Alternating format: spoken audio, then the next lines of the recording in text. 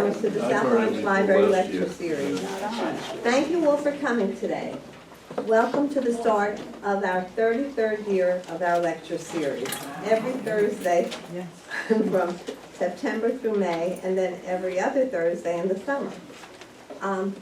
Now, our special speaker, he's wonderful, Eugene Lieber.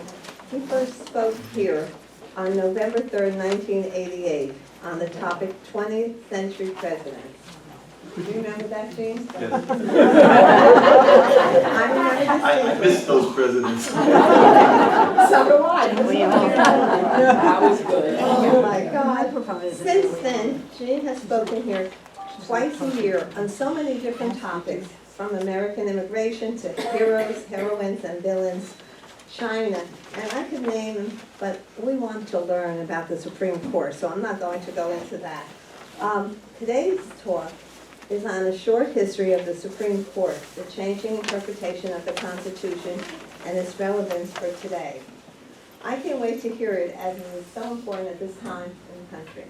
And another speaker, if you look at our program, will be doing something on the Supreme Court, but it's a different meaning. So if I could just hold it up here. I just want you to know it's not a mistake. But Robert Polito, author and chairman of the Department of Political Science and Public Affairs at Seton Hall, will be speaking on Supreme Court nomination process. Oh, okay. So now we're getting the background, and it's a political world now. So a lot of the things that we will be learning about, we will be reading about too. And so I really can't wait to hear it, like I say. Thank you, Gene, for all the time that you have come here and enriched our lives with sharing your wealth of information. And before I always have to thank all my friends and all my co-workers for all their help and support for these programs. I couldn't do it without them. And I couldn't do it without you, so thank you. Please continue coming so I could get these wonderful speakers who donate their time and services. They don't get a penny, they just get coffee and refreshments. And believe me, I wish I could do more. But that's, you know that you are worth a lot more, and I do appreciate it. So thank you, and please, let's now give a very warm welcome to our very special guest.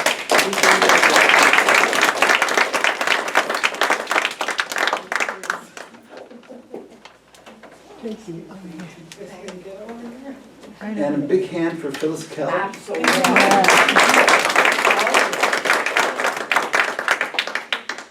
Are you Professor Lieber or Mr. Lieber or Sir? Professor retired. I'm also Mr. Yes. The founders of the Constitution, the founding fathers, there were certain intellectual influences on them. And two in particular tells us something about some of the things we're going to hear. Those two influential influences were, sounds funny because it's a cartoon, Calvin and Hobbes. John Calvin, one of the early Protestant reformers, believed that humans were sinful. Unless you got chosen specifically by God, you were damned to hell. Not a positive view of human nature at all. Thomas Hobbes, English philosopher, went further in saying that we're not just sinful, but that human beings are warlike, cruel, harsh. A harsh world that we inhabit, that we bring to the world.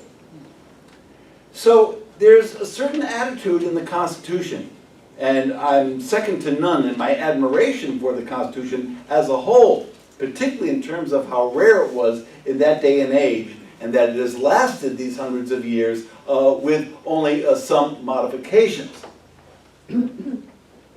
Now, when it was ratified and became the law of the land, people realized in the fight over the Constitution that there was a huge gap in it, something that had been omitted. And without that something added, it probably wouldn't get ratified. And that something was the answer to the question, what about the rights of individual citizens? The original Constitution does not speak to that.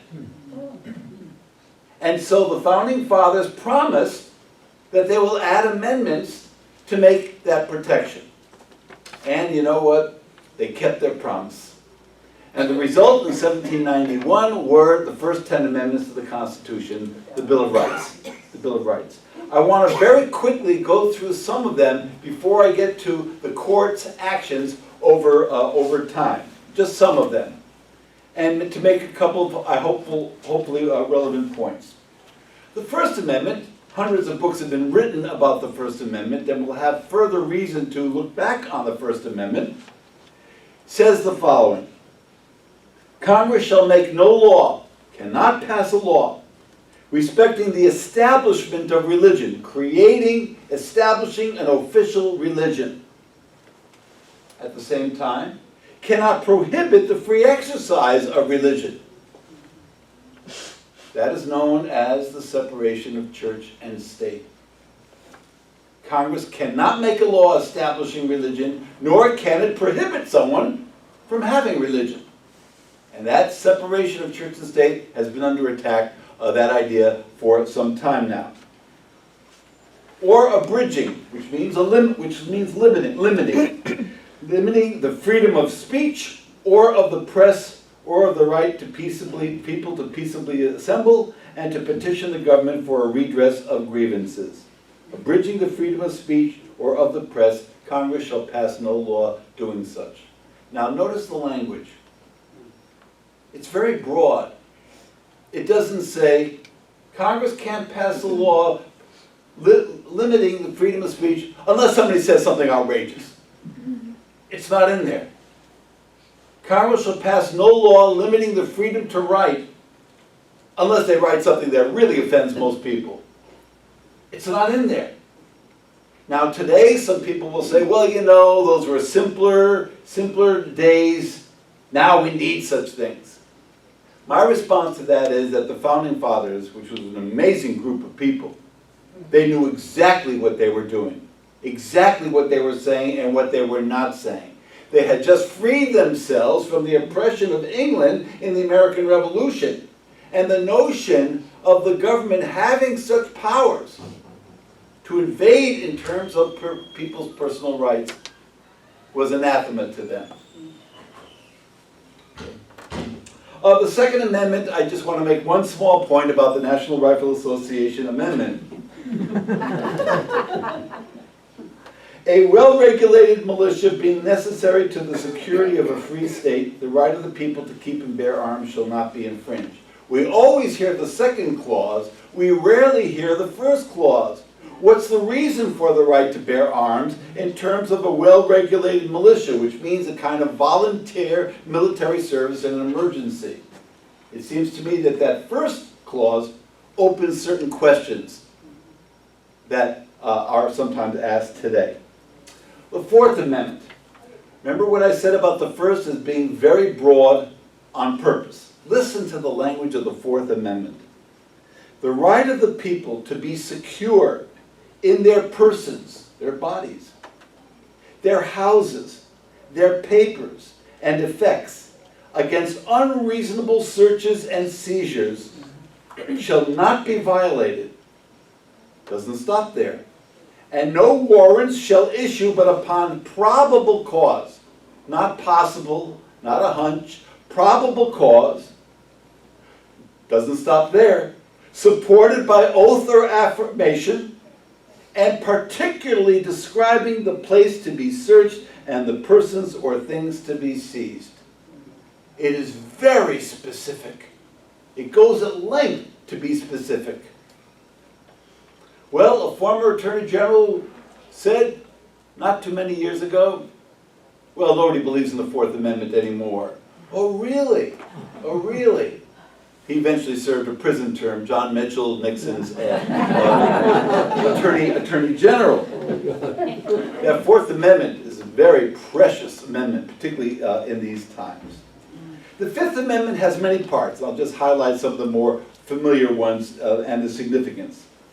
No person shall be held to answer for a capital crime, which is punishable by death, unless on a presentment or indictment of a grand jury. Nor shall any person be subject for the same offense to be twice put in jeopardy of life or a limb. Double jeopardy. Double jeopardy. You're acquitted, government got one shot at you, that's it. You can't be tried again. Does that mean that possibly a guilty person goes free? Of course it does. Then why have it there? Well, there's a simple answer to that. Government's out to get somebody, put them on trial, acquitted. Put them on trial again, acquitted. Damn it, let's put them on trial again. We'll find a jury that somehow can convict them as we wish to. Fifth Amendment says you can't do that. You can't do that. Now, are there ways around it? Sure there are. You know, alter the charge somewhat. Do it now in state court instead of federal court. There are ways around it, but it is there, the concept of double jeopardy. Nor shall be compelled in any criminal case to be a witness against himself. I refuse to answer on the grounds of the Fifth Amendment. I refuse to answer on the grounds that my answer may tend to incriminate me. And when we hear somebody say that, our automatic response is, guilty, guilty. Stop for a second and think about this. And the reasoning here goes back to English law some centuries before. The government, a powerful institution, they've got evidence to present against somebody in a crime? Fine, fine. But to force somebody to testify against himself, think about that as a rather basic protection. And there are also other reasons to invoke that Fifth Amendment privilege. Because the rules of Congress have stated for many, many years, if you answer one question, however innocuous it may be, then they can ask you any question afterwards. And if you don't answer those subsequent questions, you're in contempt of Congress and you can serve a year in prison. And that's why, for example, do you know the intersection of 14th Street and 7th Avenue in Manhattan? And you plead the Fifth Amendment. Oh, what kind of idiot is that? If you say yes, the next question may be, tell us the names of everybody who entered and left the house on the corner of that intersection. And you don't want to implicate people that you know to be innocent of any crime, but would be forced to. It's there for a reason. Nor shall any person be deprived of life, liberty, or property without due process of law. That will be emphasized when we get to the 14th Amendment that I'll get to in a moment. Sixth Amendment, the criminal prosecutions, accused shall enjoy the right to a speedy and public trial. A speedy trial. A speedy trial. By an impartial jury of the state where the crime was committed. Impartial. Black person in the South, for much of its history, impartial jury. Speedy trial. There's an issue here of excessive, Eighth Amendment, excessive bail shall not be required. Well, what's excessive? To a millionaire, there's no limit to bail, to get out on bail. Bail, the idea of it is to make sure they show up on the day of trial. If you're indigent, if you're poor, $100 may be excessive bail, and without that, you stay in jail until the trial happens, which may be a month from then, which may be 6 months, which may be a year or more. So, compulsory process for obtaining witnesses. You can make sure that you have the right in terms of witnesses in your favor, and to have the assistance of counsel for your defense. Now that's going to be important because even there, though it's there in 1791, it'll take the 1960s to accentuate that right.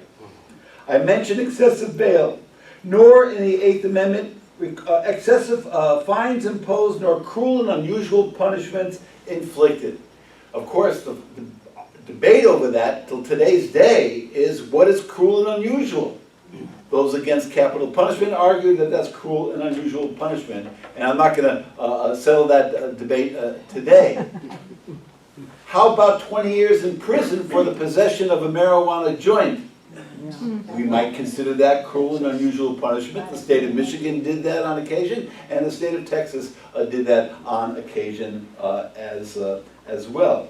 And the whole question of capital offenses and punishable by death is not always the severity or the brutality of the crime, but also question of race, question of class. In the long history of this country, no wealthy person has ever been put to death, has ever been executed. Lawyers, all the rest that make that so. But sometimes the question of race is not simply who the defendant is, although that is often a factor, but it is also a factor in terms of the victim. If the victim is black, for example, the chances are against the death penalty. If the victim is white, there's a much greater chance statistically. They did a major study in New Jersey on that kind of question. So it's very much up in the air, very much up in the air, the question of what constitutes cruel and unusual punishment. Now, that was ratified. The Constitution was ratified, and then you had the 10 Amendments passed in 1791. Now, in terms of the Supreme Court, John Adams just got defeated for re-election in 1800. And one of the things that he did, inauguration of the next president, was not till March 4th back then. He appointed a whole bunch of judges.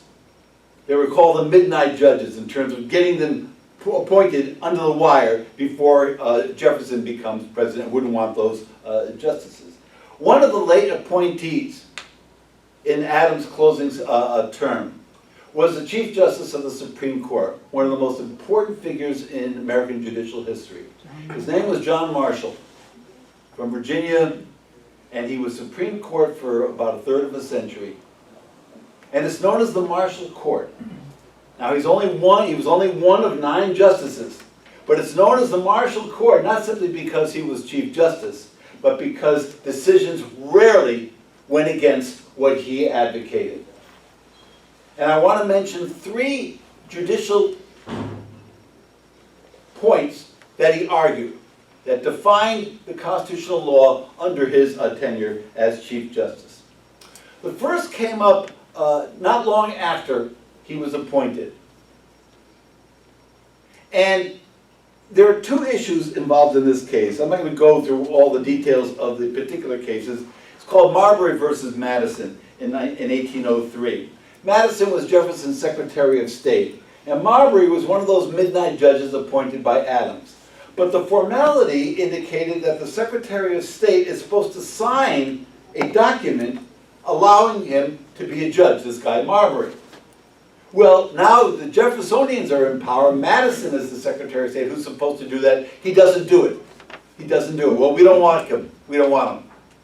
The case goes to Marshall's Court, and Marshall Court rules he's got to sign that document. He's got to allow a legally nominated judge to the courts. But Marshall goes further, and this is the important part of the 1803 Marbury decision. It's called judicial review. If you look at the Constitution, it creates 3 branches of the federal government, including the judiciary, who's supposed to have the final say in terms of the constitutionality of a law that's been passed by Congress and signed by the President. The fact of the matter is that up to 1803, it hadn't been utilized. The Supreme Court was the weakest part of the 3 branches of government. It hadn't been utilized. Marshall is saying it will be. It will be from now on. That's the significance of that 1803 decision known as judicial review. There are a number of other crucial decisions during Marshall's term. And I just want to get to the concept, the constitutional argument that he makes and that the court makes in these particular cases.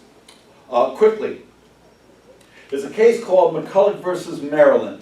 The United States had set up a national bank, the first U.S. bank and then the second U.S. bank. It was a federally instituted institution. It had branches in various states, and one of the branches was in the state of Maryland. And the guy named Mcculloch was the manager of that branch of the U.S. Bank. The state of Maryland wants to tax that branch of the U.S. Bank. Mcculloch goes to court, it gets to the Supreme Court, and Marshall rules that they can't. They can't tax that U.S. Bank. What is the judicial principle here? Federal supersedes state. Federal supersedes state. That's a federal institution, that U.S. Bank. That branch in Baltimore, it's a federal institution nevertheless. Federal supersedes state. A similar case, although it sounds very different, was a case where one businessman had a monopoly of ferry boat service between New York and New Jersey across the Hudson River. Another guy comes along and has a rival ferry boat service across the Hudson. The first guy sues, he said, the state of New York gave me monopolistic rights in terms of that ferry boat service. It gets to the Marshall Court, and the Marshall Court rules that that first guy cannot have a monopoly. It's not the issue of monopoly, but it's the issue of interstate commerce from New York to New Jersey. That makes it a federal issue. A federal issue. Now, just for argument's sake, let's say the New York State passed a law about a monopolistic ferry service across Lake George. Following Marshall, they wouldn't have intervened in that because that was within the state of New York, intrastate, and not a federal matter of interstate commerce. What else? There's another case of a different judicial principle involved with John Marshall. This had to do with land in western Georgia. And the legislature of Georgia had given exclusive rights for the development of that land to a land developing company. Lovely name, I always enjoyed it. The Yahoo, I'm sorry, no, it's worse than that. The Yazoo Land Company.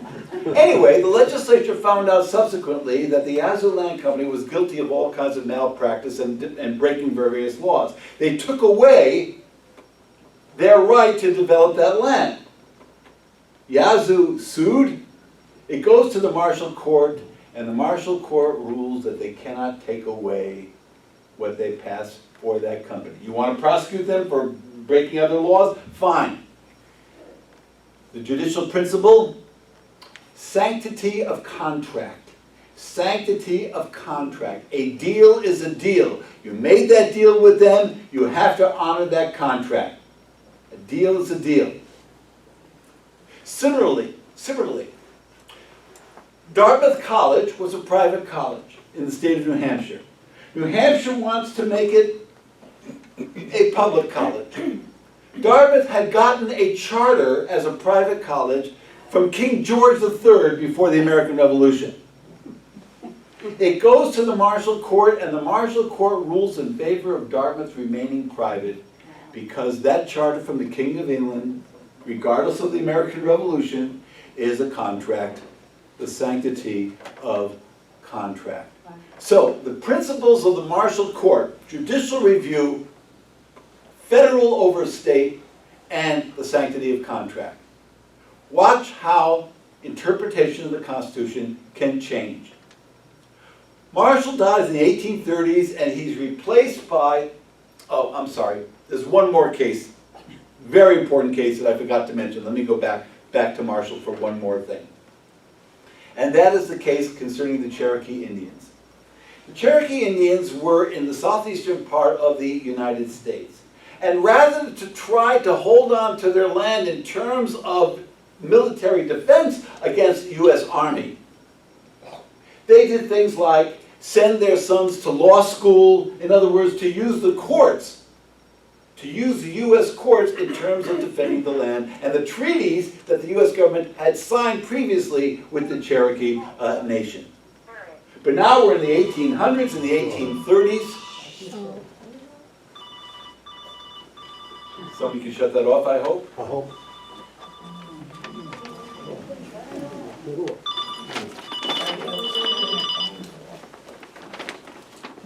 Thank you. They already had treaties, and now they want to be shoved further west. land for the white settlers moving west. So they go to the Supreme Court. They go to the Supreme Court. And you should know the decision by now. Indians or no Indians. The Marshall Court rules in favor of the Cherokee. A contract is a contract. That treaty that the government had previously signed giving them that land is valid. Is valid. Whereupon the Cherokee were kicked off the land.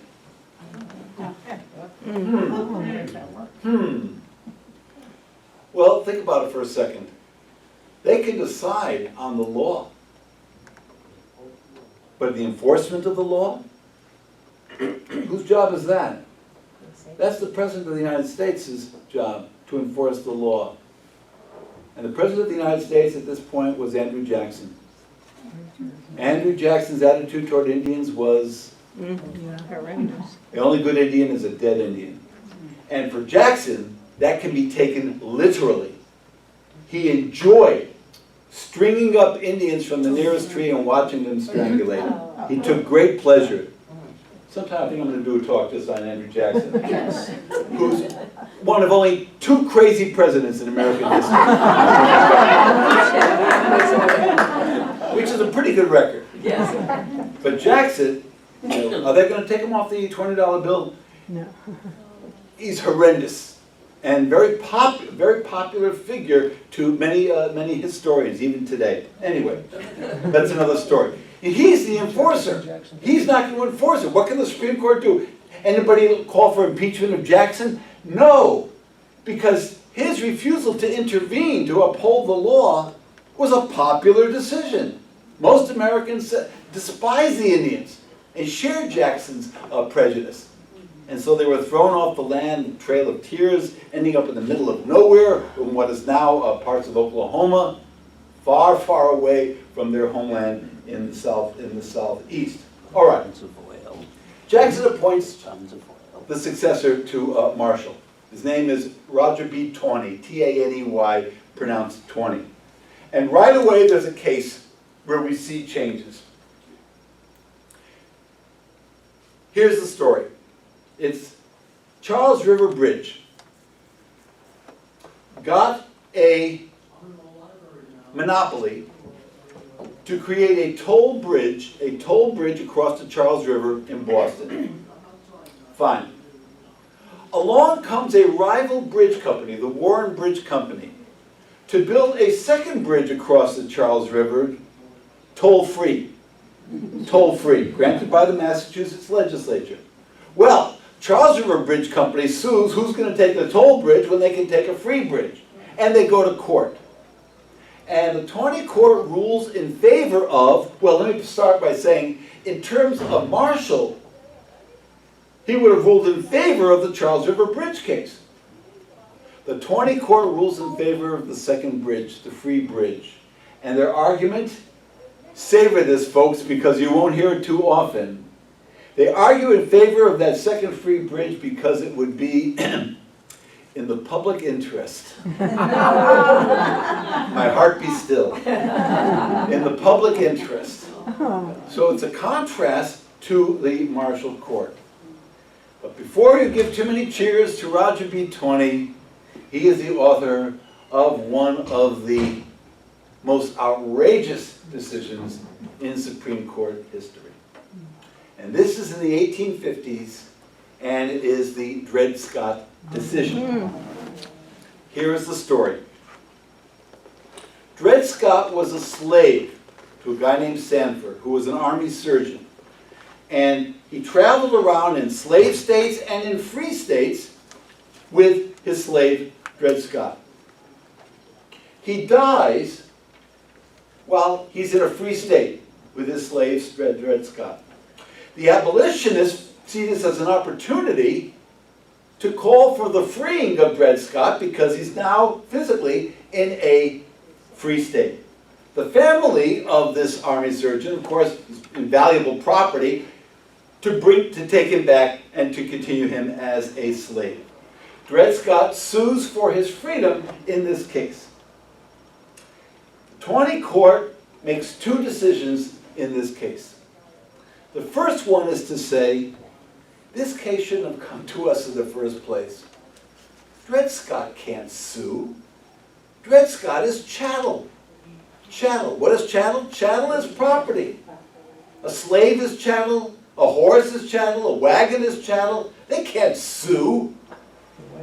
But they don't stop there. They go on to say that the Missouri Compromise of 1820, which set a latitudinal line north of that free state, south of that slave state, that's unconstitutional. Because you can't deny a person their private property wherever they are, which means that technically speaking, any of those free states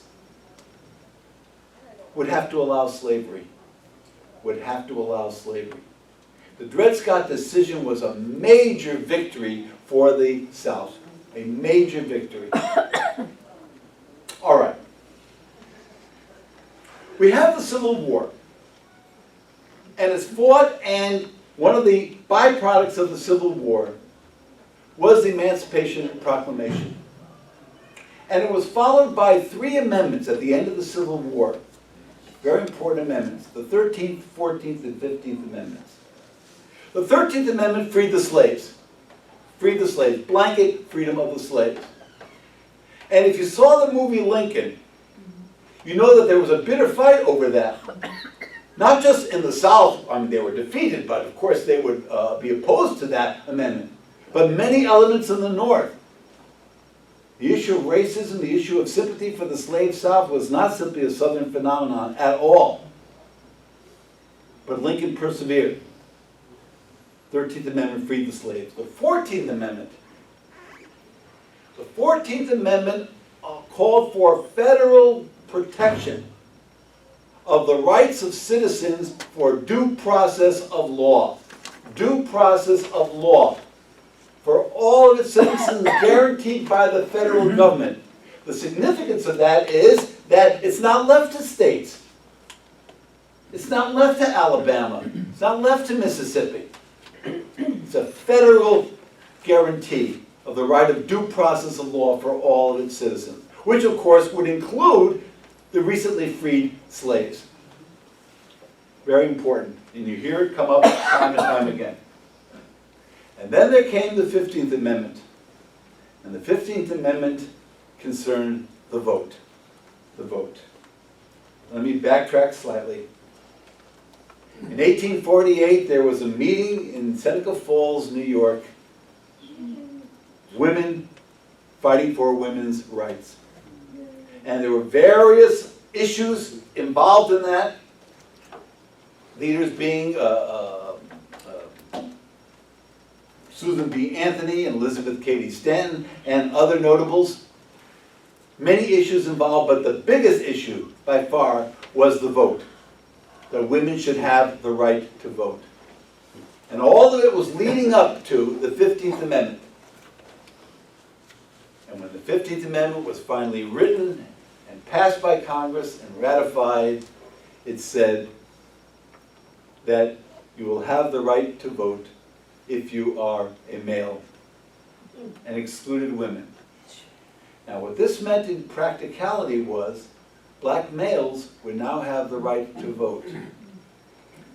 But, and to me this is the most significant part of the 15th Amendment, all women would still be denied the right to vote. Not just black women who were considered the lowest on the totem pole of rights, but white women. Not just poor white women, but middle-class white women, rich white women, college-educated women. All would be denied the right to vote. It was a major defeat for the women's rights movement. Anthony and Stanton would live many more years to the turn of the 20th century. And that amendment and what it left out broke the women's rights movement badly. And sad to say, some of the women's rights leaders, when the 15th Amendment was ratified the way I've stated it, they were very bitter. And some of that bitterness turned to racism in terms of, here I am, an educated white woman, and black males, recently slaves, have the right to vote. And Frederick Douglass the great Frederick Douglass, who was good friends with Stanton and Anthony. He was involved not just in terms of the abolitionist movement, but also in terms of women's rights. He said to them, I'm angry as well, but it's a start, and we just have to keep fighting. Okay. When we get to the last third of the 19th century, this is a time what's known as the Gilded Age, the robber barons, massive industrialization is taking place. It is the business era. If you want to know about that era, don't study the presidents.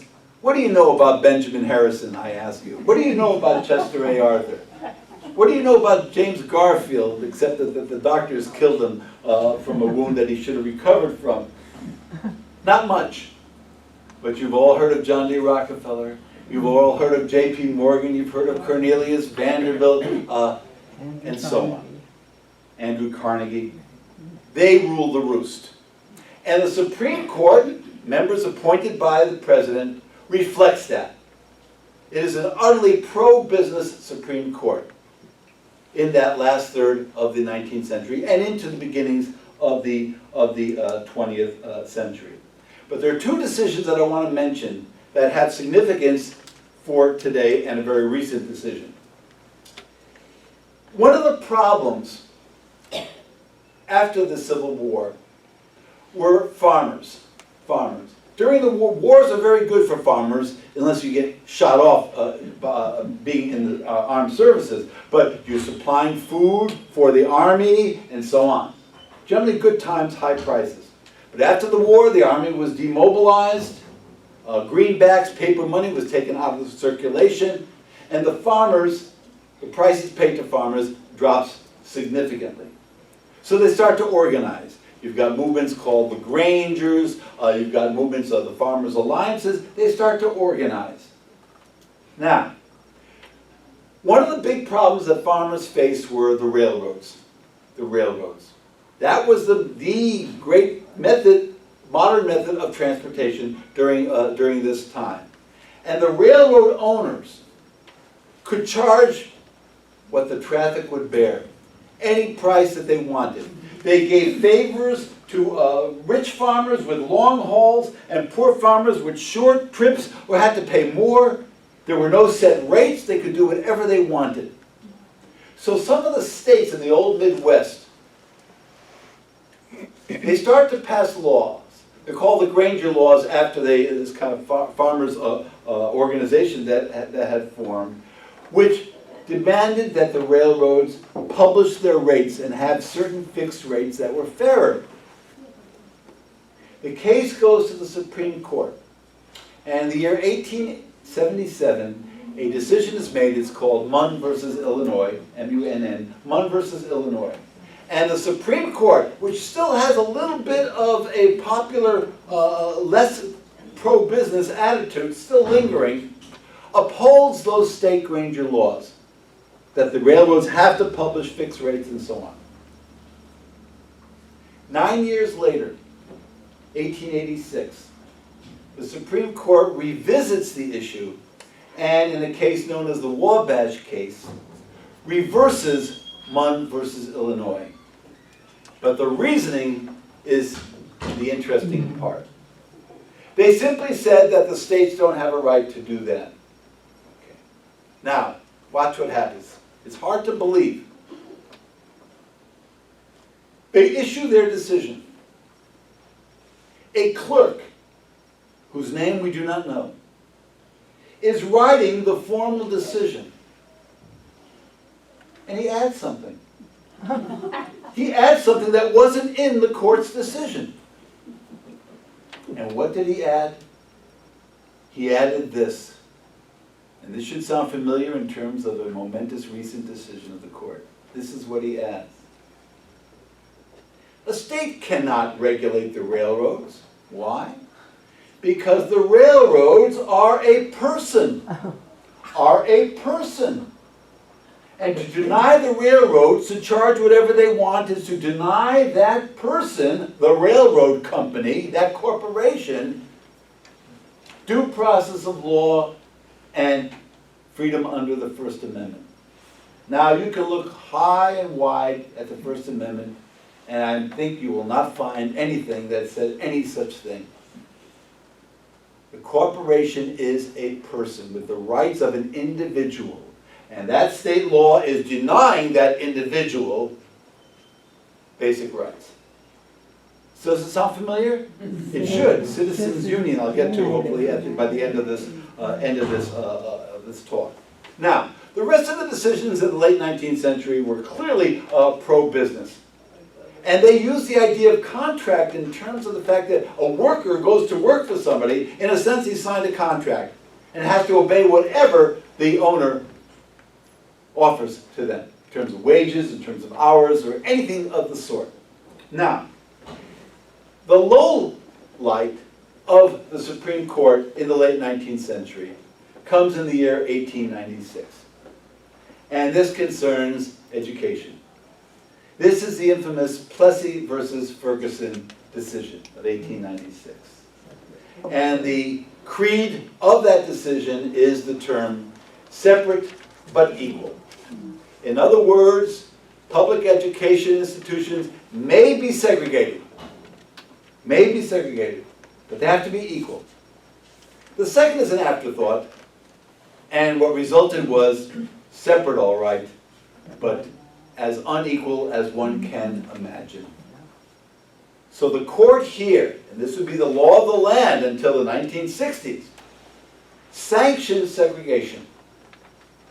Great dissent by John Marshall Harlan, whose, I forget, son and grandson, also later became a Supreme Court justice as well. And it invokes the racism which was endemic. That year, 1896, starts the beginning of what happens in the South in the decades afterwards in terms of constant lynchings and beatings and segregating of any and all kinds of facilities. Now, when we get past 1900, we get into the beginning of the Progressive Era, which is a time of reform. Now, justices are justices for life, so there is a strong lingering in terms of that pro-business attitude. And I want to mention two decisions in light of that. One is the Lochner Decision, and Lochner. And what it decided was the issue of a state passing a law limiting working hours.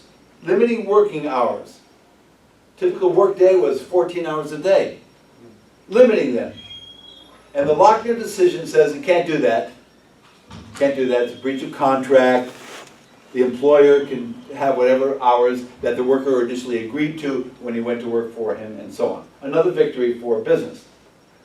But along came a decision in 1908. It's known as the Muller Decision, M-U-L-L-E-R, the Muller Decision. A lawyer from Louisville, Kentucky, argued before the Supreme Court in a way that cases had never been argued before.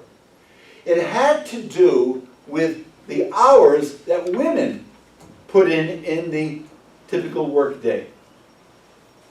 A state had passed a law limiting those hours. Like the Lochner Decision? No.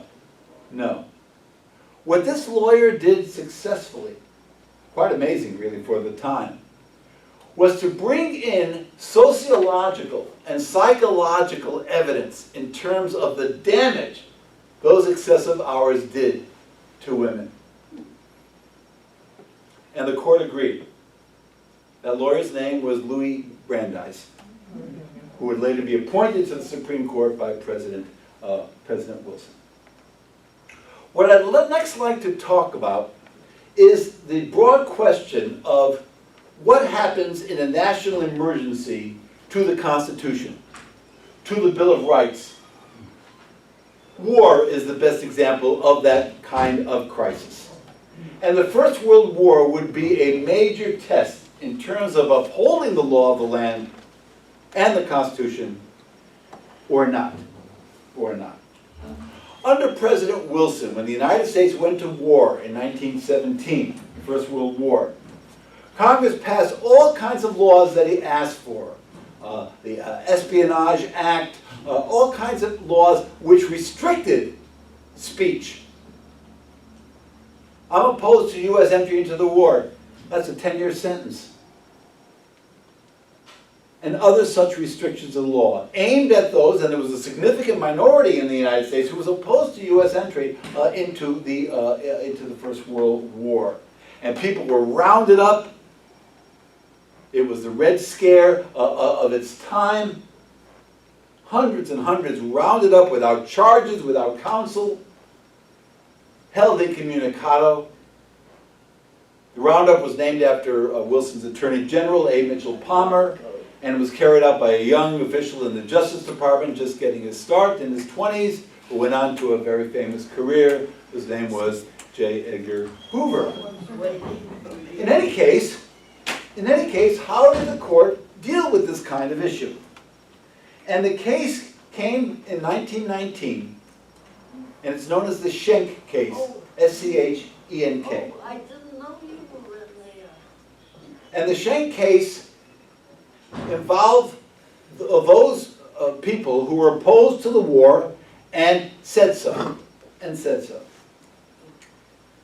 What's the court going to do in this crisis time? The court ruled that the Schenck people and people like them did not have the right to make those speeches or write those documents against the war. And the argument they used was clear and present danger. By writing such things, by speaking such things, they represented a clear and present danger to the United States. And one of the authors of that decision was the Venerable Justice by the name of Oliver Wendell Holmes Jr. Clear and present danger. But watch what happens. After that, there was another case called the Abrams case, and it involved socialists who had been elected to Congress, mind you, elected, free elections to Congress, who were denied their seats. They had opposed the war. And the Supreme Court ruled that the Congress had a right to deny them their seats, even though they had been popularly elected. And listen to the reasoning of the court majority. The court majority said that those people had shown, and this is a direct quote from the decision, bad tendencies.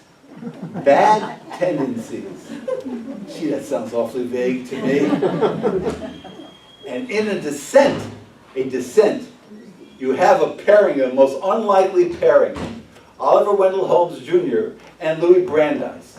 Brandeis is the first Jew appointed to the Supreme Court from Louisville.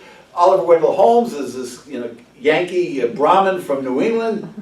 And they formed a famous duo, often dissenting together. And they dissented in this case. But the majority ruled that they weren't allowed to take their seats. Comes the 1930s. And Franklin Roosevelt and the New Deal are now in power. And Congress passes all kinds of legislation. They pass a law which forces industry to meet with political officials in terms of setting prices that are fairer. Goes to the Supreme Court. Farmers, there's an agency directing them in terms of how much to produce of food and things of that. That goes to the Supreme Court as well. Poorly worded, no doubt. The court in both of those decisions ruled both of those things. One was called the NRA, National Recovery Act. The other one was called the Agricultural Adjustment Act, unconstitutional as too much of an invasion of the government in terms of private property. But the decision, I should mention, was 9-0. In other words, it wasn't close at all. That's what I mean by poorly worded. Roosevelt, dissatisfied with this, he believes he represents the will of the country, and one could argue that he certainly did. In any case, he gets reelected in 1936, and he proceeds to, the phrase was, pack the court. Add justices to the Supreme Court that he would appoint and thus get more favorable decisions, presumably. Well, the Congress, he was a Democrat, Congress was Democrat, they basically rubber-stamped every piece of legislation that he offered to them. This is a chance to show some independence. And the Congress says, no, No. And their argument was, you don't fool around with the Constitution. You have 9 justices, you don't play with that in terms of the short-term gain of supportive justices. And it was tabled and it was dead. And history looks upon that and says, Congress was right. FDR had overstepped in this particular case. But if he lost the early battles, he eventually won the war. Eventually, justices retired or died out, and he's finally able to appoint his first justices to the Supreme Court. And here is an example, and there'll be another one, more than one, of you think you know well enough the appointee, everything in their background.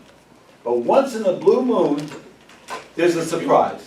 There's a surprise once they get on the court.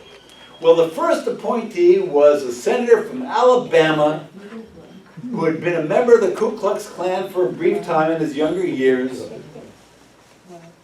And there's an outrage by the liberal public in terms of this appointee, whose name was Hugo Black. Hugo Black. And some oldsters here may remember Hugo Black as one of the great, great defenders of individual rights, the Bill of Rights. So the expectations were minimal, and he turns out to be a great arguer for the Bill of Rights. Another appointee was William Douglass. William Douglass. And Douglass was a dubious choice because he had a reputation, which he was well maintained as a womanizer. He gets on the court, and Black and Douglass, who had nothing in common, Black was sort of like this genteel, aristocratic type and so on, and Douglass was otherwise. They formed a dissenting duo, which we'll talk a little bit more about when we get to the Cold War hysteria. A third figure that was appointed by Roosevelt was Justice Felix Frankfurter. And Frankfurter, who was more conservative than the other two, Frankfurter, however, in his earlier days, had been a major figure in the case in the 1920s of Sacco Vanzetti.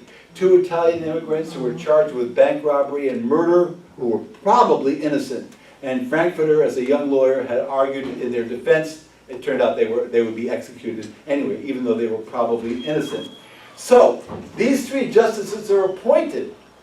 And now you have crucial legislation to be decided upon it that were passed in 1935. You've got the Social Security Act, you've got the Wealth Tax Act, otherwise known as Soak the Rich, and the Wagner Act, which gave labor unions, for the first time, rights to negotiate, and the employers had to negotiate fairly with them. These cases went to the Supreme Court, and their constitutionality was upheld by a 5-4 majority. Very, very close, upholding that crucial legislation of the New Deal. By the way, I should have mentioned this before. When Brandeis was appointed to the Supreme Court, and he was there up through the 1930s, and he was Jewish. There was a justice on the Supreme Court, his name was McReynolds, highly forgettable figure, except for the fact that his anti-Semitism was so powerful that he refused to be in the same photograph of Brandeis. And if they met that, he would absent himself if Brandeis was in the room. Really, really ugly kind of stuff. Now, the second crisis in terms of testing the Constitution was the Second World War. And I'm referring particularly in terms of the internment of over 100,000 Japanese Americans, American citizens, on the West Coast, who were seized, their property was confiscated, they were seized and put in the middle of a desert in various states, Texas and other states in the West. And when the case went to the Supreme Court, the court upheld the internment of the Japanese. Gross violation of the Constitution. That is in the hysteria that a war can provide. And by the way, as an afterthought to that internment, we know now, historians know now, that not only were they not a threat, a security threat to the United States, but we knew that then. We knew that then. Now, after the Second World War comes the Cold War, and comes the new Red Scare, the Un-American Activities Committee, McCarthyism, all of that comes to the fore in the fear fostered by the government. You know, we always associate the Red Scare with the Republican Party and McCarthy and Nixon and so on. It started with Truman. He issues a loyalty oath program. You want to work for the federal government, you have to take an oath that you're not now nor ever have been a member of a subversive organization. Stop and think for a minute what that loyalty oath law will do. Imagine, if you will, I'm a spy for the Russians. I'm having good days these times, but in any case, back then, I'm a spy for the Russians. And I work for the federal government. And I'm faced with this loyalty oath. What will he do? Will he sign it or not sign it? Of course he'll sign it. Ooh, that would be a lie. Well, yes, it would be. Spies do that. In other words, it doesn't catch spies. It creates fear. Picture this other scenario. My God, what am I going to do here? In the early 30s, I joined the Communist Party. I was depressed, the Great Depression. I was out of work. I hated it. I left after 6 months. I've had nothing to do with them. What do I do with this? If I sign it and deny that I was once a member of the subversive organization, I'm destroyed. If I don't admit to that and I'm found out, I'm destroyed. It doesn't find spies. It creates fear. David Mcculloch, in his very laudatory biography of Truman, says this is one of the great black marks against Truman in terms of initiating this particular program. So how did this affect the Supreme Court? Basically, the Supreme Court follows what I've described previously. They uphold congressional laws that says to be a communist is to be a foreign agent, to register as such, and if they don't, they're going to go to prison. Their leaders were sent to prison, and constantly you have a 7-2 majority. 7 upholding those hysteria laws, and 2, Black and Douglass, dissenting to their, in my view, to their great honor. Now, in terms of appointments to the Supreme Court, I just want to mention this in passing. Roosevelt's appointees, I think, were fine appointees. He also appointed Robert Jackson, who was on the Supreme Court. He was the head prosecutor in the Nuremberg trials after the Second World War. Estimable people, without a doubt. Truman's appointees, if you've heard of these people at all, I'm a little bit surprised. Vinson, Sherman, Minton. No? Who were they? They were hacks. They were political hacks that he owed favors to. Non-entities who went along quite willingly in terms of the Red Scare that was going on after the war. Now, we get to the Eisenhower years and his appointments and the significance of that. He appoints a new Chief Justice to the Supreme Court. Governor of California, good, solid Republican. Eisenhower was a Republican. And his name was Earl Warren. Earl Warren, will be known as the Warren Court. He also appointed a Democrat from New Jersey, William Brennan. 2 very lofty appointments. And when he appointed a more conservative figure, Potter Stewart, nevertheless, you're appointing someone of great stature in terms of jurisprudence, whether liberal or conservative. His appointments generally were quite remarkable, Eisenhower's. In any case, what happens under the Warren Court? Here is the great golden age, if you will, in terms of the defense of the Bill of Rights and the rights of individual citizens. Eventually, those convictions in terms of radicals in the Cold War hysteria are overturned by the Warren Court. And I only want to mention a couple of the most important decisions that the Warren Supreme Court made. One had to do with, the phrase was, one man, one vote. one man, one vote, to try to apportion the voting districts in terms of relatively equal weight, state by state. Let me give you a gross example of how it was otherwise. I'm from the state of Connecticut, and Connecticut, the apportionment went as follows. The state legislature, the House, 2 representatives from each township in the state. Hartford, the capital, 150,000 or so, 2 representatives. My town, 1,500 people, 2 representatives.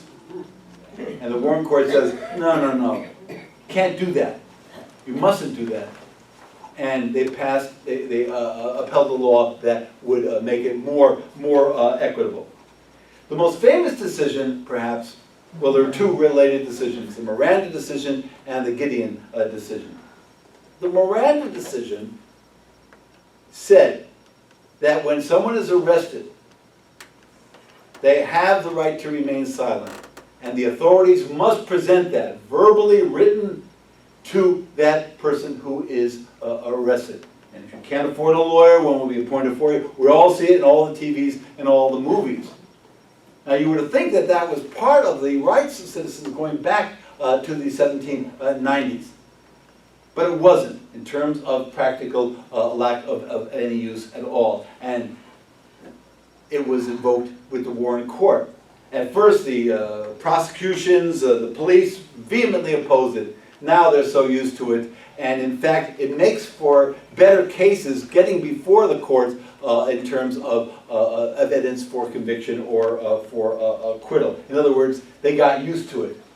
The Gideon decision, why it ever came at all, because you remember the Bill of Rights said the right to counsel, but that was ignored. So what prevailed was some drifter, penniless drifter, goes before a court, he's accused of loitering, and the judge is there, and the prosecutor is there, and the guy is there all by himself. All right, $100 or 30 days in jail. Well, he hasn't got 100 pennies, so 30 days in jail. What happens, and you see about this from time to time, is he becomes a jailhouse lawyer. In other words, he starts reading law books in terms of his rights. And eventually, his name was Gideon, and eventually the case gets up to the Supreme Court that emphatically endorses that earlier statement of the right to counsel, which has prevailed to the present day. Now, moving on toward the present.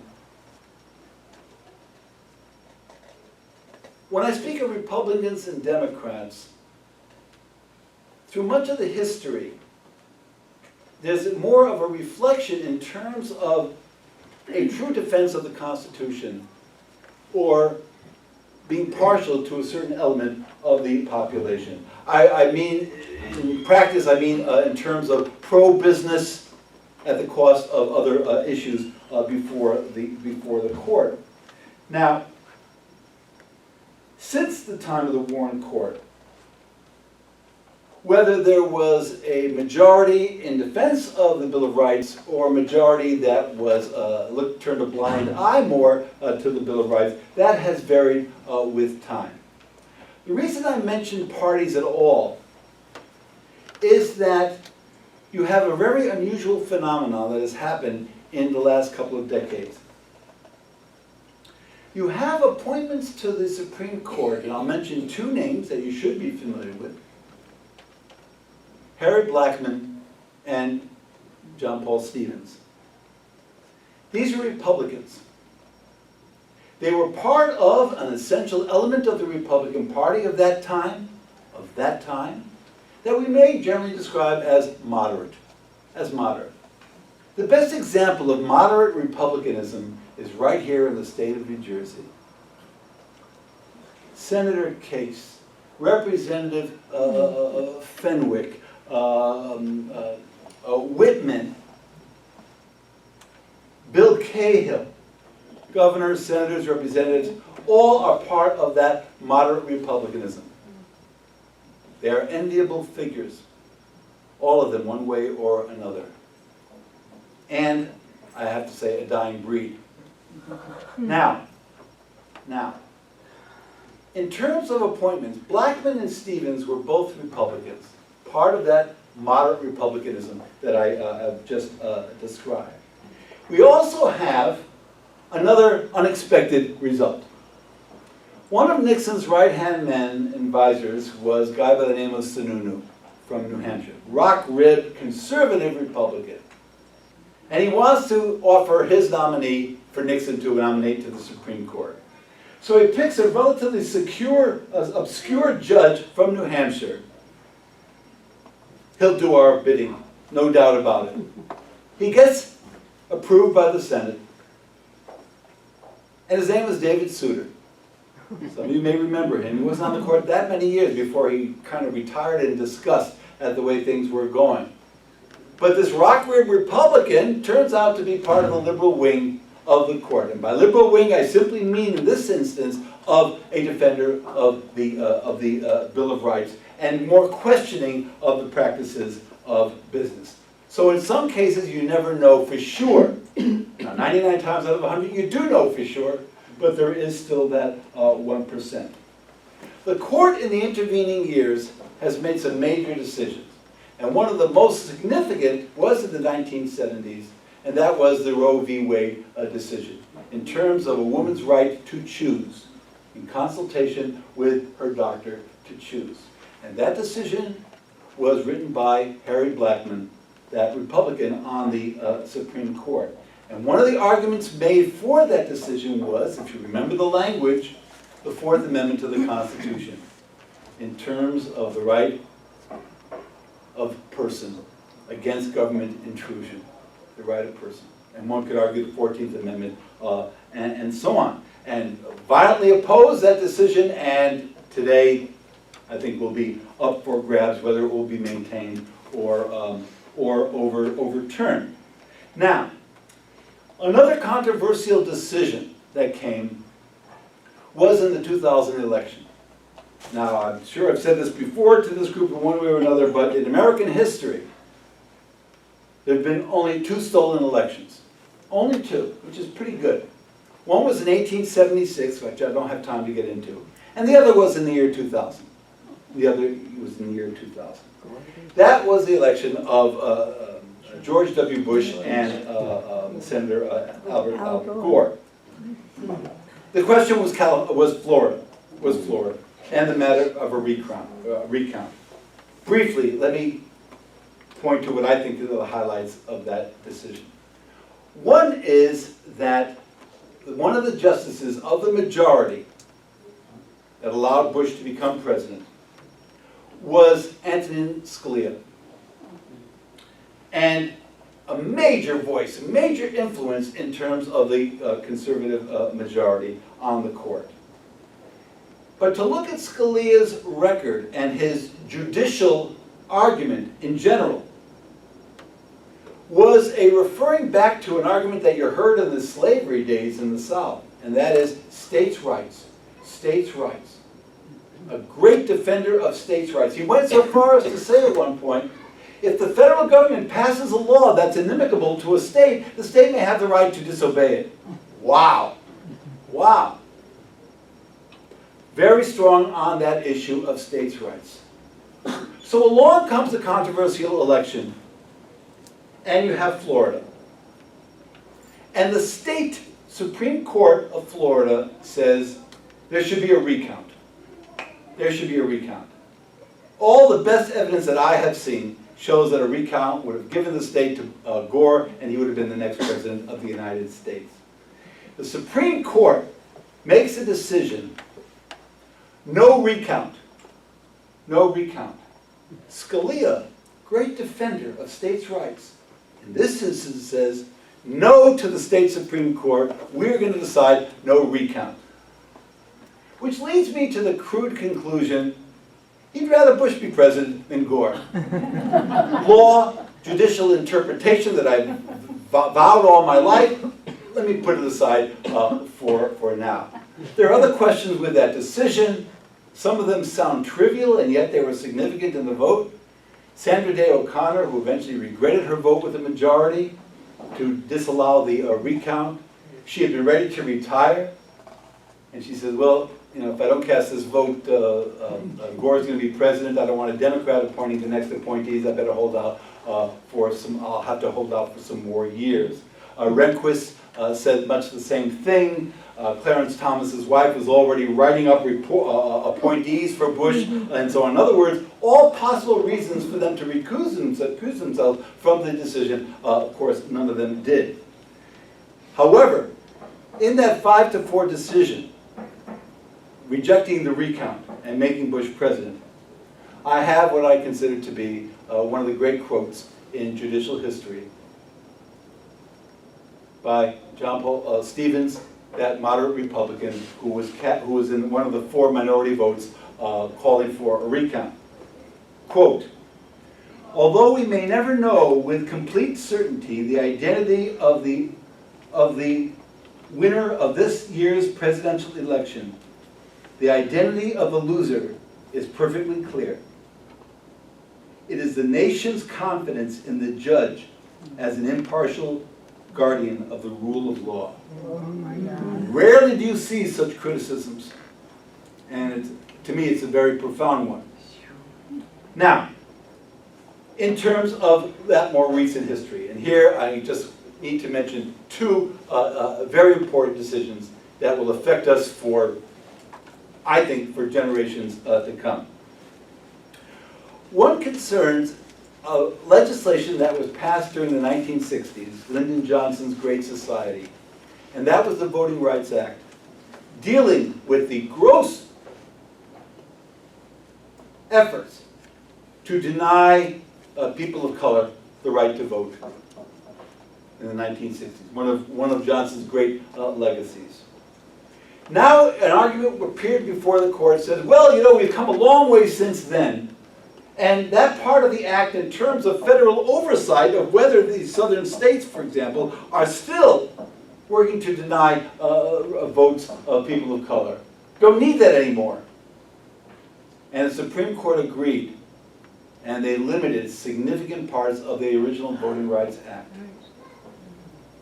Immediately after that decision, those southern states started to pass legislation limiting right to vote in terms of people of color and poor people who would tend to vote Democrat as opposed to Republican. The other decision is Citizens United. Remember the Wabash decision? Citizens United took it one step further. It said not only that corporations are persons, but they have the right to spend as much money without saying it's them spending all that money in terms of political campaigns. The phrase now is dark money. Millions and millions of dollars unattributed.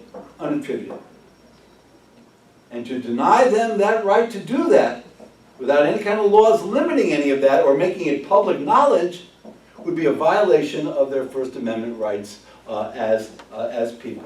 It was called a denial of their freedom of speech. Now you can stretch the law in various ways, but that is a stretch that I have not encountered before. The effect of these 2 rulings on future generations, I think, can be profound in terms of affecting elections and affecting things that we thought we had won years before in terms of voting rights. I neglected to mention one crucial piece of legislation that came in the 1960s, again, with the court that had become more liberal. And that was dealing with that Plessy-Ferguson decision. This was the Brown versus Topeka Board of Education that outlawed segregation in the public schools. And the leader of that fight was one of the justices, Robert Jackson. And what he did was really quite remarkable. There were a number of justices who were reluctant to get into that, who thought the other way, and he went to them, and he badgered them, and he said, not only does the majority have to vote to overturn Plessy, but it needs to be unanimous to have that force. And he was able to convince the other 8 justices that it was a unanimous decision. Unfortunately for the wording of it, though, It said those schools shall be desegregated, and here's the phrase, with all due deliberate speed. What the hell does that mean? In other words, for a segregationist county in Virginia, oh, well, to us that means 10 years. In other words, it was vague. And segregationists jumped on that opportunity in terms of fighting it as long as humanly possible. Now we're at a certain crossroads. One instance is, for me, a flicker of hope. When the Affordable Care Act came before the Supreme Court, with a conservative 5-4 majority, and don't be fooled, by the way, Arthur Kennedy ruled 95% of the time with the conservative wing of the court, came the question of the constitutionality of the Affordable Care Act. And Chief Justice Roberts said, for the most part, it was constitutional, which upheld the act, at least for that time. And people have wondered why Roberts, who rarely, if ever, broke with the other 4 conservative justices. There's a theory that was offered, and I tend to agree with it, that Roberts was concerned that the appearance of the Supreme Court at that point in time was such that the public would generally lose confidence of it as an impartial arbiter, and that would see it as simply a political wing of the far right wing. In any case, that was the decision. Whether such a decision will come again in future decisions is highly debatable. One final question that people I felt would be bound to ask, why did Trump pick Kavanaugh? The Republicans in Congress, McDonnell, had offered all kinds of right-wing conservative justices and told Trump that Kavanaugh would be the biggest problem. I think he'll get through anyway, but would be the biggest problem. Why? Very simple. Because Kavanaugh has left a record very clear which says a president can't be subpoenaed, a president can't be tried, and so on. In other words, Trump knows exactly what he's doing in terms of appointing him. The question of how the vote will go, has it happened already? I don't know. The question is whether the Democrats hold firm 100%, and 2 of the dying breed of moderate Republicans, 2 women, Murkowski and Collins, whether they'll notice the fact that Kavanaugh's record is strongly against abortion rights and will vote against approval. That remains to be seen. That very much remains to be seen.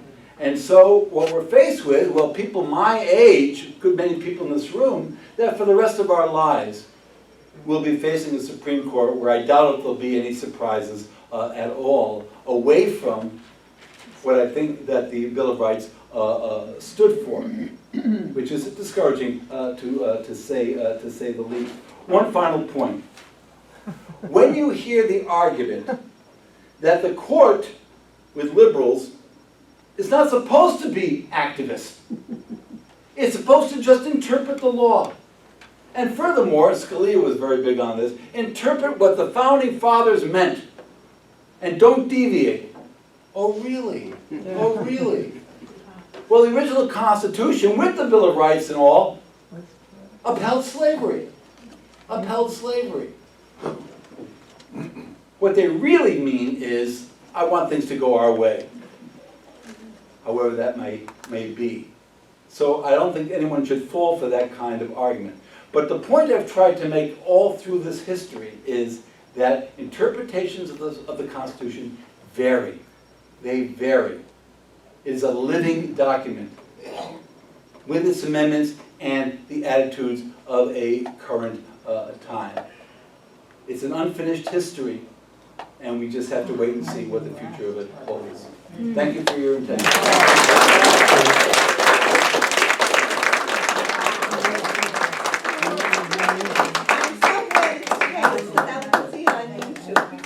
I'm sorry, I didn't write down all the notes So let's book him right now for the next appearance. on Andrew Jackson.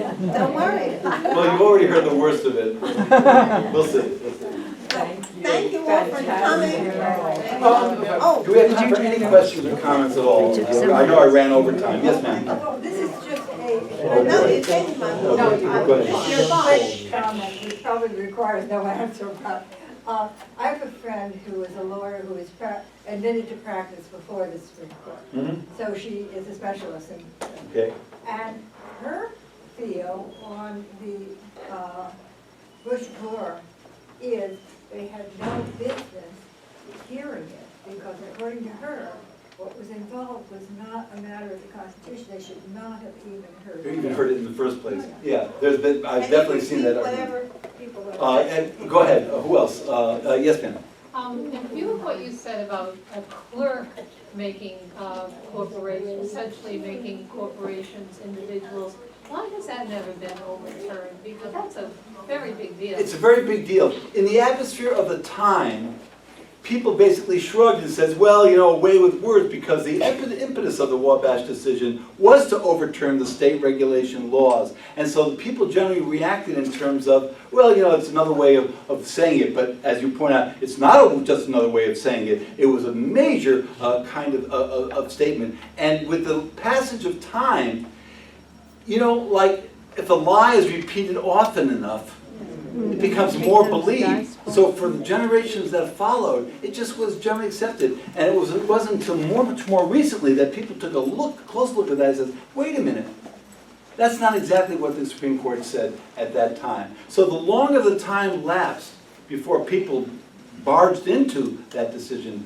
the more it became accepted as a given. Do you think is there any hope that, I mean, it's destroyed, in my opinion, the democracy with, you know, with corporations controlling essentially? Well, will it be noted finally, officially? Well, my answer to that is Citizens United accentuates the error, and it now is a matter of Supreme Court decided law.